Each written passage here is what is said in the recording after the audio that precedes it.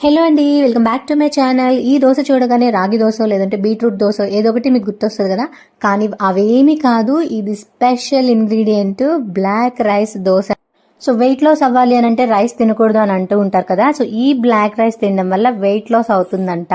So చాలా trending లో ఉంది. సో మనం ఎందుకు ట్రై చేయకూడదు అని చెప్పేసి నేను కూడా తెప్పించేసేసాను. సో నార్మల్ గా దోశ బ్యాటర్ మనం ఎలా చేసుకుంటామో 1 కప్ మినప్పప్పుకి 2 కప్స్ రైస్ వేసుకుంటాం కదా. సో అదే ప్రాసెస్ లో 1 కప్ మినప్పప్పుకి 2 కప్స్ బ్లాక్ రైస్ వేసేసి శుభ్రంగా వాష్ చేసేసి వాటర్ పోసేసి ఒక 6 to 7 అవర్స్ వదిలేసి ఒక 2-3 టైమ్స్ వాష్ చేసేసుకొని మినపప్పు మిక్సీ వేసేసుకున్నాం అనుకోండి మనము. సో చక్కగా దోశ బ్యాటర్ రెడీ అయిపోతుంది. దాన్ని కొంచెం ఫర్మెంట్ అయిన తర్వాత మనం దోశలు వేసేసుకుంటే చాలా చాలా టేస్టీగా ఉంటాయి. సో మీరు కూడా మీ ఇంట్లో తప్పకుండా ట్రై చేయండి. సో ఈ బ్లాక్ రైస్ తో నేను మరిన్ని హెల్దీ రెసిపీస్ కూడా చేసేసి మీకు చూపించేసేస్తాను. మీరైతే నా ఛానల్ ని ఫస్ట్ టైం చూస్తున్నట్లయితే కనుక సబ్స్క్రైబ్ చేసుకోండి. Thank you for watching. Like and comment.